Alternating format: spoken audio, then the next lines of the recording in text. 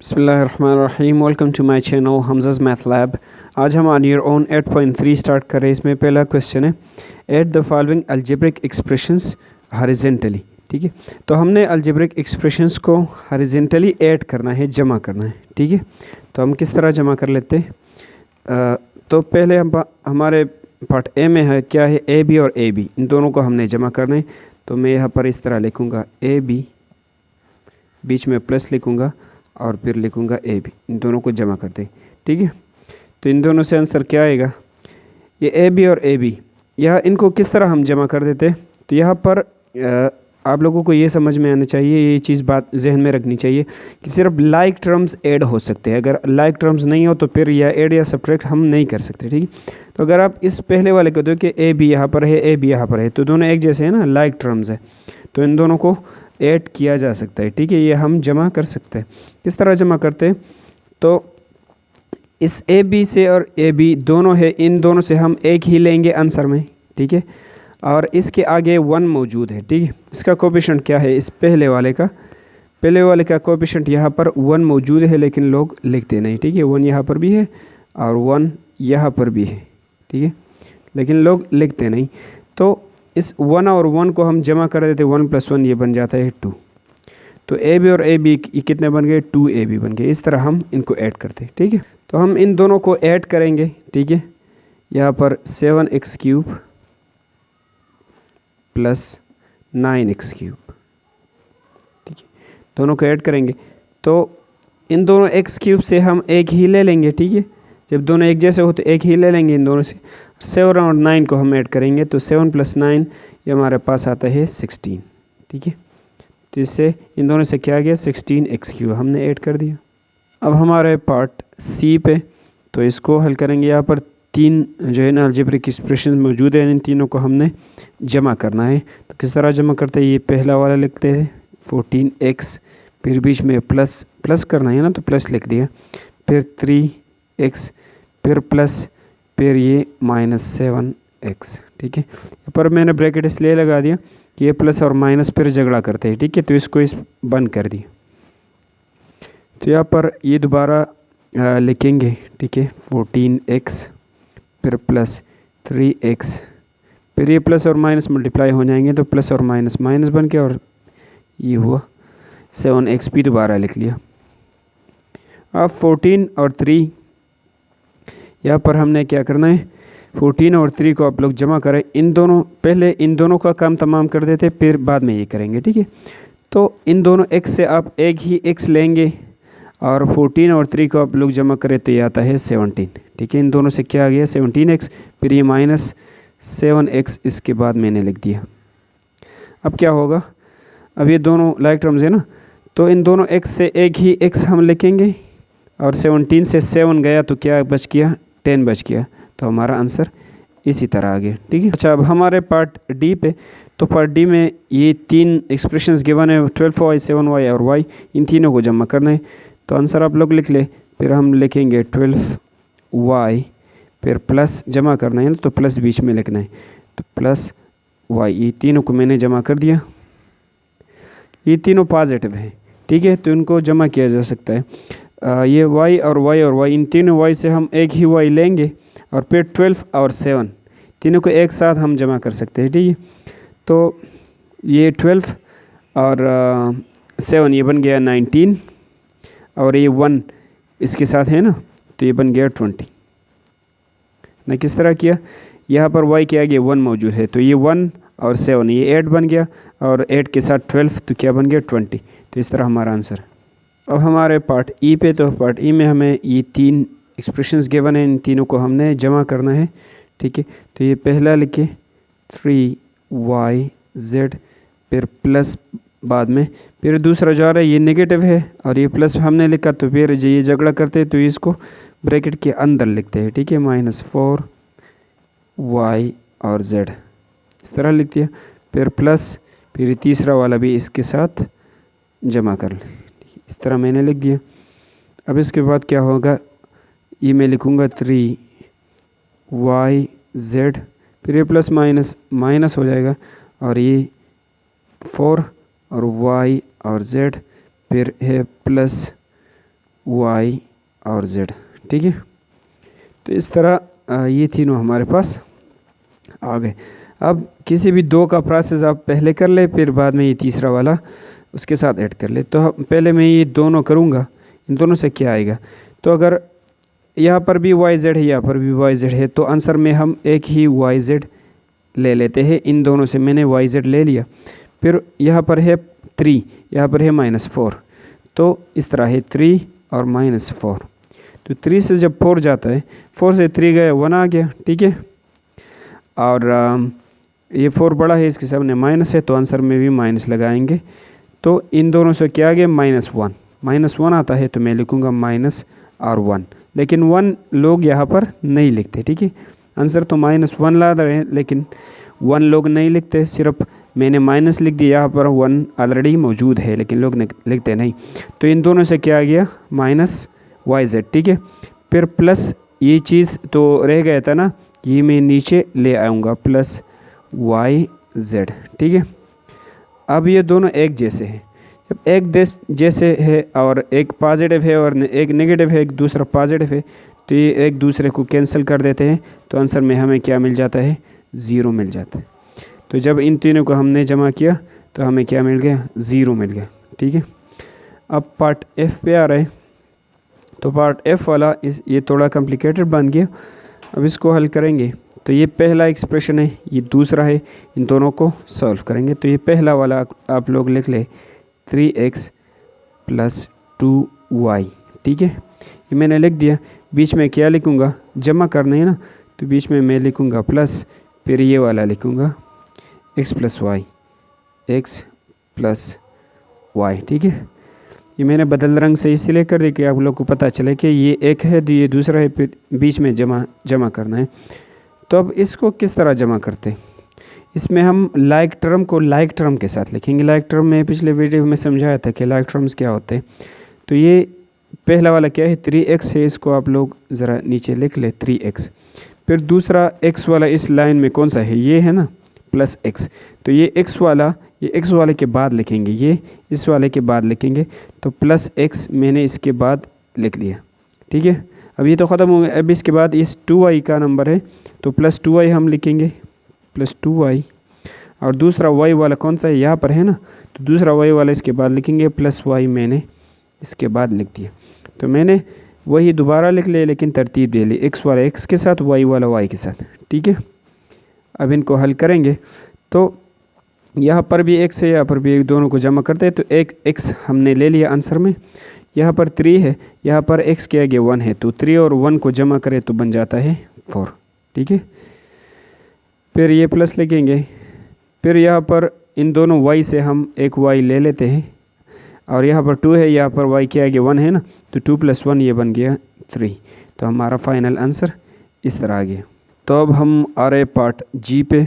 इसमें क्या कह रहे हैं कि 4x + 3y + 3, इसको जमा करना है इसके साथ 3x + 5y + 5।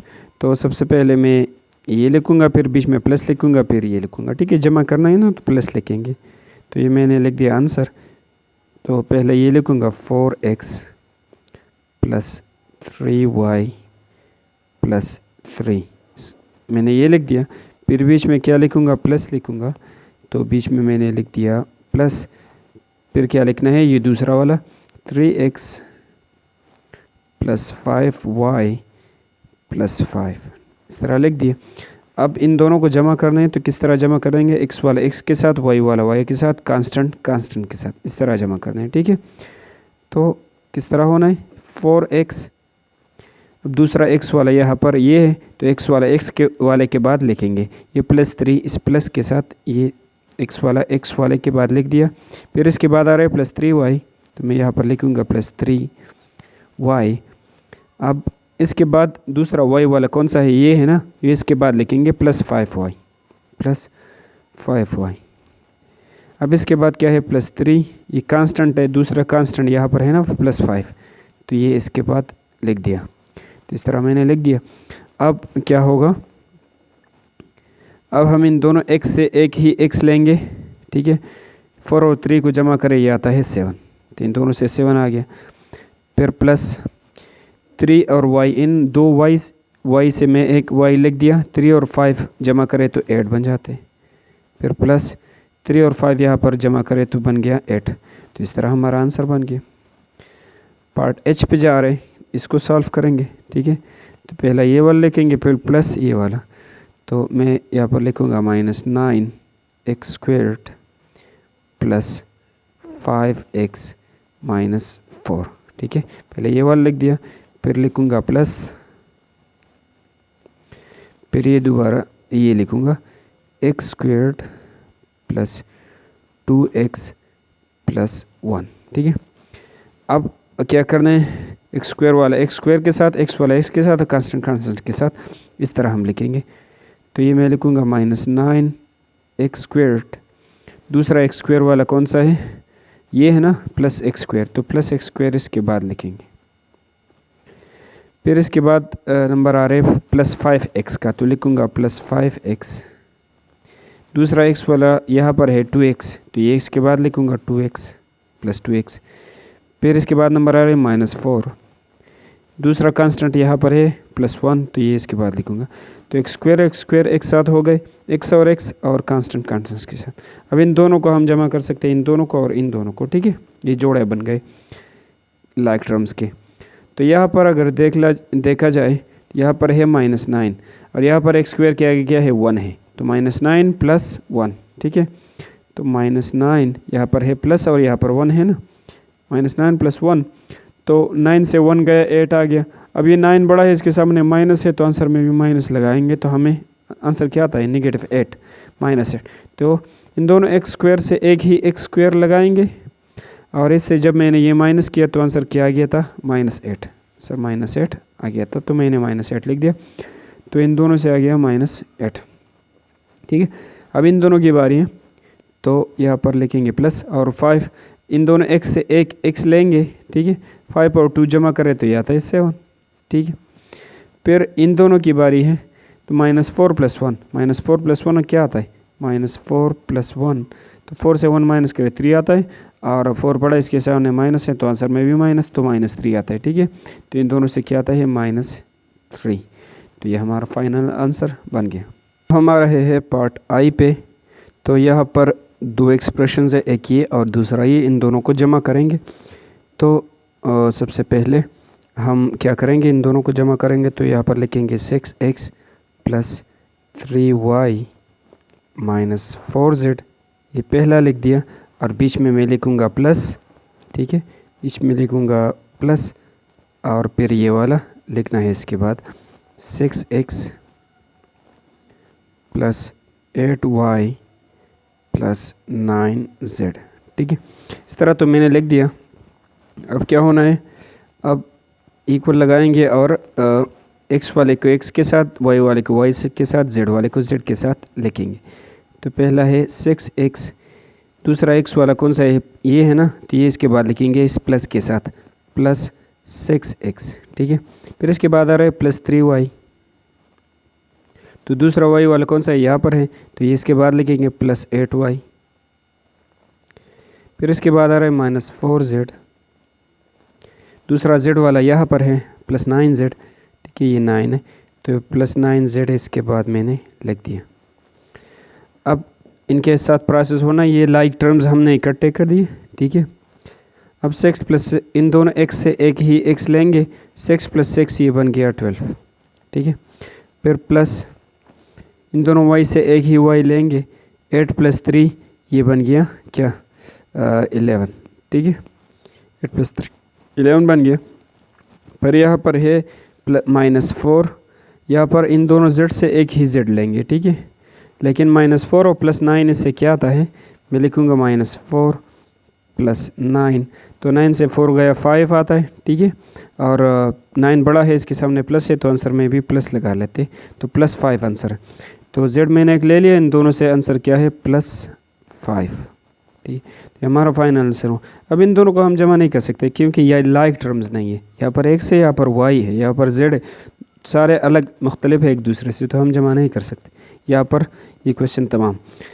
अच्छा, अब इस पे आ रहा है, तो यहाँ पर 3 एक्सप्रेशन है, एक ये है, दूसरा ये है, और तीसरा ये है, बीच में एक का मैंने लगा दी है, ठीक है। तो 3 एक्सप्रेशन हैं, इन तीनों को हम जमा करेंगे तो ये किस तरह जमा हो सकते हैं। ठीक है, तो यहाँ पर हम ये पहला वाला लिखेंगे 7x² प्लस 8y, ये पहला वाला है। फिर बीच में क्या लिखना है, प्लस लिखना है। पहला वाला मैंने लिख दिया ये, फिर बीच में लिखूँगा प्लस, फिर ये दूसरा वाला लिखूँगा 7 - 2x², बीच में दोबारा प्लस लिखना है। इन तीनों को जमा करना है ना, तो प्लस लिखेंगे, प्लस दोबारा लिख लिया।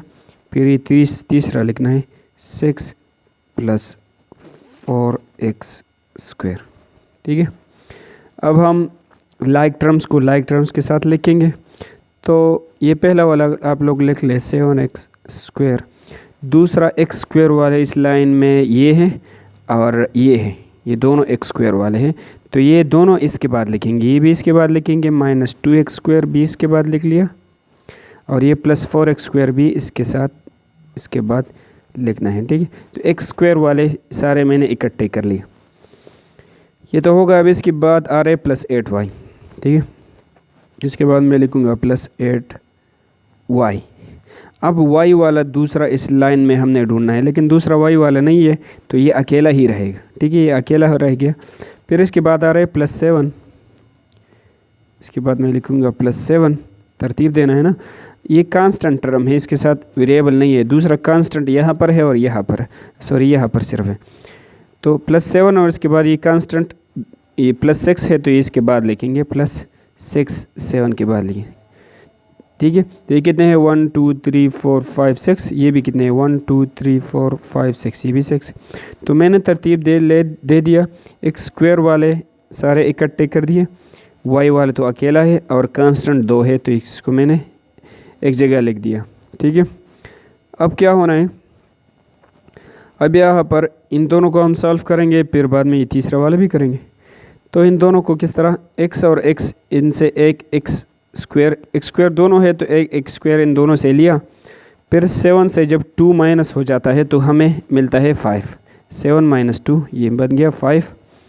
फिर ये +4x² अपनी जगह लिखेंगे, फिर ये +8y अपनी जगह लिख दिया, और +7 और 6, 2 से 14 - 1 13, तो 7 और 6 क्या बन जाते हैं 13, 7 + 6 13 आ गया। अब क्या करेंगे, 5 और 4 इन दोनों x² से एक x² लेंगे, और 5 और 4 जमा करें तो 9 आता है। ठीक है, तो इन दोनों से तो 9 आ गए। फिर +8y अपनी जगह नीचे लगा दे, फिर प्लस ये 13 भी अपनी जगह लगा दिया। तो ये फाइनल आंसर तक हम पहुंच गए।